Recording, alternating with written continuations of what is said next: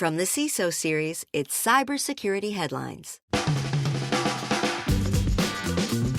These are the cybersecurity headlines for Thursday, December 11th, 2025. I'm Sarah Lane. CEO of retail giant Coupang resigns.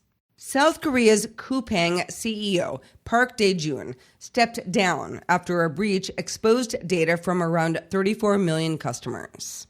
The company said he resigned out of responsibility for the incident discovered on November 18th. Coupang named Chief Administrative Officer Harold Rogers interim CEO, with a focus on stabilizing operations and reassuring users. South Korean authorities are investigating, including a raid on Coupang's headquarters and a probe involving a former employee from China.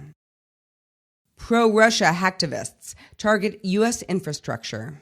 U.S. officials say pro-Russia hacktivist groups are breaking into poorly secured VNC connections tied to U.S. critical infrastructure, mainly water, food, and energy systems. The groups CAR, Z-Pentest, No Name 05716, and Sector 16 are using brute-forced VNC access to reach HMI devices, capture screens, alter settings, disable alarms, and cause limited physical disruption. CISA warns the activity is unsophisticated but could become more dangerous as tactics evolve. And the DOJ has charged a Ukrainian national linked to CAR and No Name 05716. Israeli cybersecurity funding hits records. Israeli cybersecurity startups pulled in a record $4.4 billion this year. That is according to YL Ventures. That's a 9% jump from 2024, with 130 total rounds, up from 89. AI security and endpoint security saw the strongest momentum, and major players like Armis, Cato Networks, Sierra, Dream, and Island announced big raises. YL Ventures says the ecosystem has expanded more than 500% over the past decade. Aeroflot hacked through tech vendor. Russia's flagship airline Aeroflot had a difficult summer after pro-Ukrainian hackers Silent Crow and the Belarusian cyber partisans breached it through a small contractor called Bakasoft, according to a new investigation from The Bell. The groups allegedly maintained long-term access, moved into Aeroflot's Active Directory, grabbed high-privilege accounts, and deployed dozens of malware tools. The outage grounded more than 100 flights and caused tens of millions of dollars in damages. Investigators say that Aeroflot lacked two-factor authentication on key servers and let the vendor keep remote access. Huge thanks to our sponsor, Adaptive Security. This episode is brought to you by Adaptive Security, the first cybersecurity company backed by OpenAI. In deepfake scams, the tells aren't just glitchy video anymore, it's behavior. Do this right now or keep it secret. If you hear urgency and secrecy together, stop and verify through a second channel. Call a known number, start a chat thread, or ask something only the real person would know. Adaptive trains teams against exactly these tactics. Learn more at adaptivesecurity.com. Fortinet fixes authentication bypass vulnerabilities. Fortinet released patches for 18 vulnerabilities, including 2 critical authentication bypass bugs in FortiOS, FortiWeb, FortiProxy, and FortiSwitch Manager when FortiCloud SSO is enabled. The issues let an attacker bypass FortiCloud SSO using a crafted SAML message because of improper signature verification. FortiCloud SSO is off by default, but is automatically enabled during FortiCare registration unless manually disabled.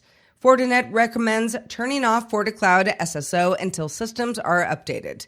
No evidence yet of exploitation. Storm 0249 abuses EDR processes. Storm 0249, a ransomware access broker, is increasingly exploiting legitimate EDR software and Windows tools to move within networks, gather data, and maintain persistence.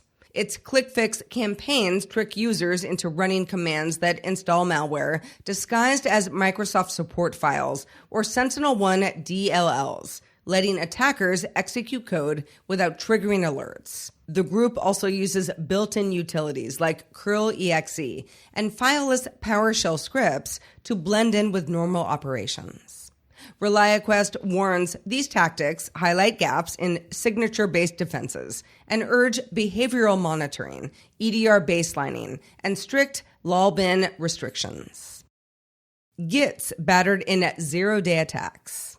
A zero-day vulnerability in GOGS, a self-hosted Git service, is actively being exploited, with more than 700 of roughly 1,400 internet-exposed instances already compromised. It lets authenticated users overwrite files outside repositories via symbolic links, leading to remote code execution.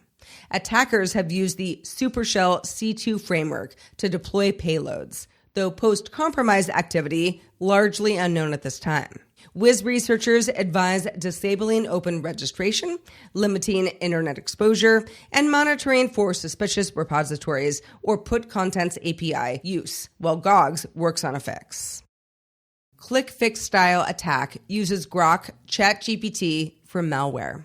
A new click-fix style attack is using SEO poisoning and legitimate AI platforms like ChatGPT and Grok to deliver Mac infostealer malware. Users searching for common troubleshooting tasks are directed to AI chat links that provide instructions which secretly install malware, harvest credentials, and maintain persistence. Huntress warns this method exploits trust in AI and bypasses traditional protections, potentially becoming a major initial access vector for stealers over the next 6 to 18 months. Defenses include monitoring behavioral anomalies, restricting terminal command use, and practicing strong password hygiene. If you have thoughts on the news from today or about our show in general, we would love to hear from you. Be sure to reach out to us at feedback@CISOseries.com. I am Sarah Lane reporting for the CISO Series, and you stay safe and warm out there. You hear me? Cybersecurity headlines are available every weekday. Head to CISOseries.com for the full stories behind the headlines.